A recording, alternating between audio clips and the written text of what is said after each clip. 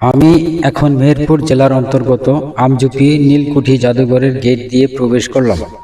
নীলকুঠি কি তা আপনাদের সব ইতিহাস বুঝিয়ে বলছি, আমার সঙ্গে থাকুন।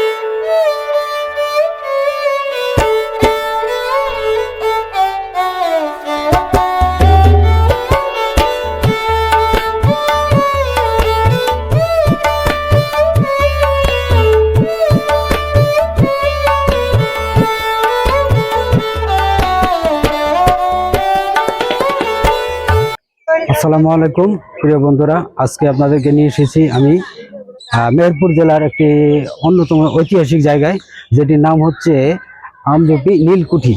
এই নীলকুঠির ভিতরে এক সময় এটা হচ্ছিল ব্রিটিশদের তৈরি নীলকুঠি নামে পরিচিত, যেটিতে ব্রিটিশরা বাস করতো এবং এই এলাকার যত লোক চাষি ছিল তারা নীল চাষ করতো, নীল চাষ করতে বাধ্য করা হতো। সেটি স্মৃতি হিসেবে, ঐতিহাসিক জায়গা হিসেবে এখনও সেটি রয়ে গেছে। তো এটার ভিতরে কি আছে না আছে সেটি আপনাদেরকে দেখাবার জন্য, এর ইতিহাস জানাবার জন্য আপনাদেরকে নিয়ে এসেছি। আশা করি আপনারা আমার সঙ্গে থেকে এখানকার বিষয়গুলো দেখবেন, ভালো লাগবে আপনাদের। তো আপনারা থাকুন আমার সঙ্গে এবং দেখুন, এই ইতিহাস জানুন এবং আমার সঙ্গে এগিয়ে চলুন।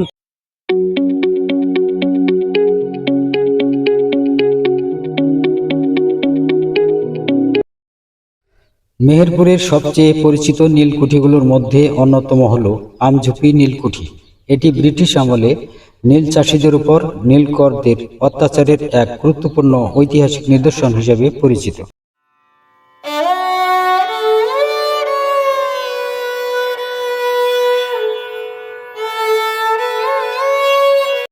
নীলকুঠি কি ছিল? ব্রিটিশ শাসনামলে ইংরেজরা বাংলার বিভিন্ন অঞ্চলে জোরপূর্বক নীল চাষ করত। নীল গাছ থেকে তৈরি হতো নীল রং, যা ইউরোপে অনেক দামি ছিল। এই নীল চাষ নিয়ন্ত্রণ ও সংরক্ষণের জন্য তারা যে বড় বড় কারখানা ও আবাসিক ভবন নির্মাণ করেছিল, সেগুলোই নীলকুঠি নামে পরিচিত। আমঝুপি নীলকুঠির ইতিহাস। ধারণা করা হয় 1800 শতকের শেষ দিকে বা 1815 সালের আশেপাশের সময়টাতে এই নীলকুঠি স্থাপন করা হয়। কিছু সূত্রে বলা হয়েছে ক্যারল ব্লুম নামের এক ইংরেজ কাজলা নদীর তীরে এই বিশাল জমির উপর এটি নির্মাণ করেন। এটি প্রায় 74 থেকে 77 একর জমির উপর গড়ে ওঠে। মূল ভবনের মধ্যে ছিল বড় হলরুম, অতিথিশালা, নাচঘর, খাবার কক্ষ, বহু আবাসিক কক্ষ। চারপাশে ছিল বাগান ও প্রক্রিয়াজাতকরণের স্থান।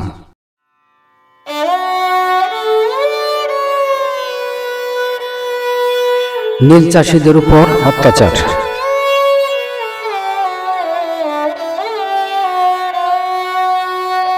নীলকর সাহেবরা কৃষকদের জোর করে নীল চাষ করাতো। কৃষকরা ধান বা খাদ্যশস্য চাষ করতে চাইলে তাদের মারধর, ঋণের ফাঁদ ও নানা নির্যাতনের শিকার হতে হতো। এজন্য বাংলায় নীল বিদ্রোহ সংগঠিত হয়, যা পরবর্তীতে ব্রিটিশ বিরোধী আন্দোলনের অন্যতম ভিত্তি তৈরি করে।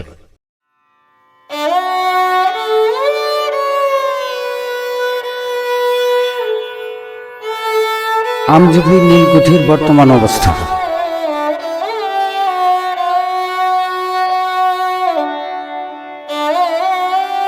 বর্তমানে আমঝুপি নীলকুঠি বাংলাদেশের একটি ঐতিহাসিক ও পর্যটন স্থান হিসেবে পরিচিত। অনেক মানুষ সেখানে ইতিহাস জানতে ও ঘুরতে যান। ভবনটির কিছু অংশ এখনও টিকে আছে এবং এটি ব্রিটিশ শোষণের নীরব সাক্ষী হিসেবে দাঁড়িয়ে আছে। আমঝুপি নীলকুঠি ঘিরে স্থানীয় মানুষের মুখে নানা ভৌতিক কাহিনী প্রচলিত আছে। যদিও এগুলোর ঐতিহাসিক প্রমাণ নেই, তবে লোকমুখে গল্পগুলো অনেক জনপ্রিয়।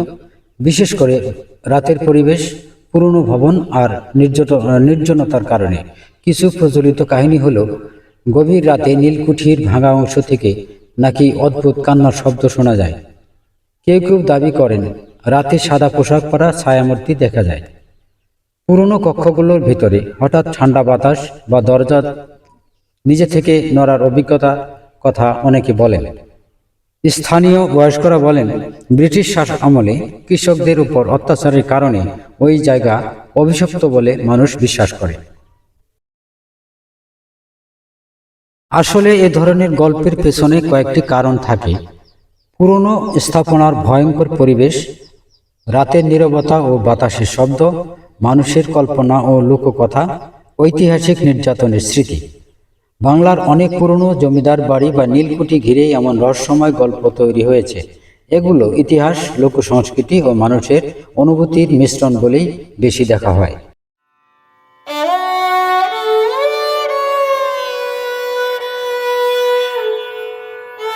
আমঝুপি নীলকুঠির অন্ধকার রহস্য।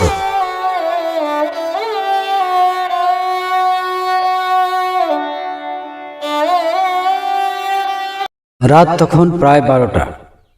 চারদিকে ঘন নীরবতা, দূরে কোথাও শিয়ালের ডাক আর পুরনো গাছের পাতায় বাতাসের শব্দ। মেহেরপুরের আমঝুপি নীলকুঠি দাঁড়িয়ে আছে শত বছরের ইতিহাস বুকে নিয়ে, যেন এখনো লুকিয়ে রেখেছে অসংখ্য আর্তনাদ। লোকমুখে শোনা যায় ব্রিটিশ আমলে এই নীলকুঠিতে কৃষকদের উপর চলত নির্মম অত্যাচার। দিনের আলোয় যাদের কান্না চাপা পড়ে যেত, রাতের অন্ধকার নাকি সেই কান্নাই ফিরে আসে। একদল তরুণ এক রাতে সাহস করে নীলকুঠির ভেতরে প্রবেশ করেছিল, হাতে শুধু একটি টর্চ আর মোবাইল ক্যামেরা। প্রথমে সবকিছু স্বাভাবিকই ছিল, ভাঙা দেয়াল, পুরনো দরজা আর শ্যাওলা ধরা মেঝে। হঠাৎ তাদের কেউ একজন থেমে গেল। সে বলল, তোমরা কি কান্নার শব্দ শুনতে পাচ্ছ? বাতাস যেন হঠাৎ ভারী হয়ে উঠল। দূরের একটি কক্ষ থেকে ভেসে আসছিল অদ্ভুত শব্দ, যেন কেউ ধীরে ধীরে কাঁদছে। তারা সাহস করে সামনে এগুতেই টর্চের আলো পড়ল একটি সাদা ছায়ার উপর। মুহূর্তেই মধ্যেই সেটি অদৃশ্য।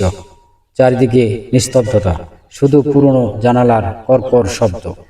স্থানীয় এক বৃদ্ধ পরে বলেছিলেন, এই নীলকুঠির দেয়ালে মানুষের অভিশাপ লেগে আছে বাবা, রাত হলে এখানে না থাকাই ভালো। আজও অনেকে দাবি করেন গভীর রাতে নীলকুঠির পাশ দিয়ে গেলে অদ্ভুত ঠান্ডা অনুভূত হয়। কেউ কেউ নাকি এখনো শুনতে পান চাপা কান্না। কিন্তু প্রশ্ন একটাই, এসব কি শুধুই মানুষের কল্পনা, নাকি শত বছরের পুরনো কোনো অশান্ত ইতিহাস এখনো ঘুরে বেড়ায় আমঝুপি নীলকুঠির অন্ধকারে?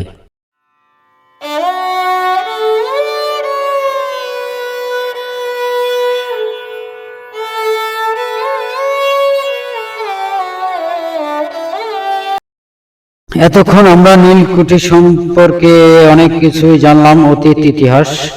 এখন পর্যটকদের জন্য কি কি সুবিধা বা অসুবিধা আছে সেই সম্পর্কে আপনাদেরকে একটু জানিয়ে দিই। সেটি হচ্ছে, আমরা এর বাউন্ডারি ওয়ালের ভিতরে ঢুকতে পারিনি। সেখানে পার্কের ব্যবস্থা আছে, অনেক রকম করে সাজানো গোছানো আছে। সেখানে ক্যামেরা অনুমোদন ছিল না বলে আমরা ভিতরে গিয়ে ক্যামেরা করতে পারিনি। আমরা বাইরে থেকেই ক্যামেরা করার চেষ্টা করেছি।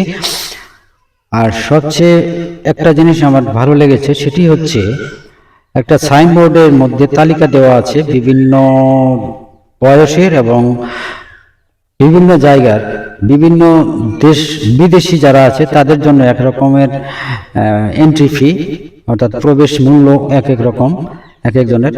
সবচেয়ে গুরুত্বপূর্ণ যেটি আমার কাছে ভালো লাগলো সেটি হলো প্রাইমারি লেভেলের যারা আছে, স্টুডেন্ট যারা আছে, তাদের জন্য সম্পূর্ণ ফ্রি এই জাদুঘর দেখার।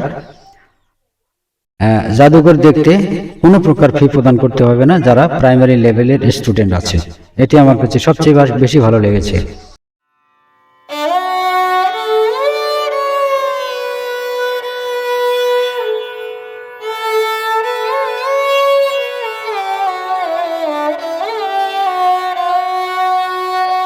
এখানে যে বড় বড় গাছগুলো দেখতে পাচ্ছেন, এগুলি এত বড় যে আমার জীবনে এটাই প্রথম দেখা এত বয়স্ক এবং এত বড় গাছ দেখার অভিজ্ঞতা।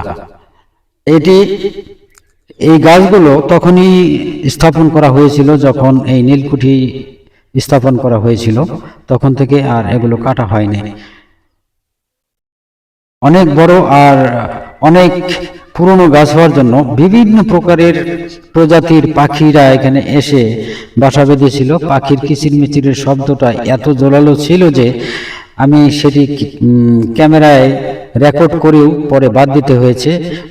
পাখির শব্দের কারণে আমার কথা শোনা যাচ্ছিল না, এই জন্য পরে ওটি বাদ দিয়ে দিয়েছিলাম। ঘুরতে ঘুরতে আমি সেই কাজলা নদীর তীরে চলে এসেছি। দেখতেই পাচ্ছেন সেই কাজলা নদী, যে নদীর তীরে নীলকুঠি স্থাপন করা হয়েছিল। নীলকুঠি এখন দর্শনার্থীদের জন্য হয়তো অনেকটা খুব সুন্দর একটি জায়গা, কিন্তু নীল চাষীদের জন্য ছিল একটি অভিশপ্ত জায়গা, অভিশপ্ত একটি নির্মমতার নিদর্শন। আপনারা দেখে বুঝতে পারছেন এর ইতিহাস, আপনারা জানলেন তো কতটা ওই সময় ব্রিটিশরা বাংলাদেশের চাষিদের উপর, সাধারণ মানুষদের উপর কতটা অত্যাচার করেছিল সেই সম্পর্কে আপনারা আগেও জেনেছেন। আবার আমি আপনাদের এখান থেকেও কিছুটা জানাবার চেষ্টা করলাম। আমার কাছে আগে এটি গল্প মনে হয়েছিল, কিন্তু যখন বাস্তবটা জানলাম তখন সম্পূর্ণরূপে বিশ্বাস করলাম যে সত্যি এরকম কিছু ঘটেছিল। অতীতে নির্মাণ করা বিল্ডিংগুলো এখনো অস্থি চর্মসার অবস্থানে এখনো দাঁড়িয়ে আছে, তবে এটা মানুষের জন্য কতটা নিরাপত্তা দেবে, নিরাপদ অবস্থায় আছে সেটি বোঝা যাচ্ছে না।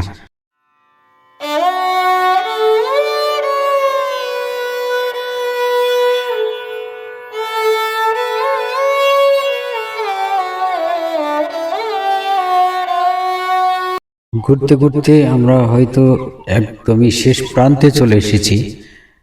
দেখি এখন হয়তো আমাদেরকে বিদায় নিতে হবে সময়ের স্বল্পতার কারণে। তো যতটুকু দেখাতে পারলাম ততটুকুতে আপনারা হয়তো খুশি হতে পারবেন কিনা জানি না, সাধ্যমতো চেষ্টা করেছি। তো আপনারা যতটুকু দেখলেন ততটুকুতেই ভালো থাকবেন, সুস্থ থাকবেন। দেখা হবে আগামীতে অন্য কোনো ভিডিওতে। আসসালামু আলাইকুম, আল্লাহ হাফেজ।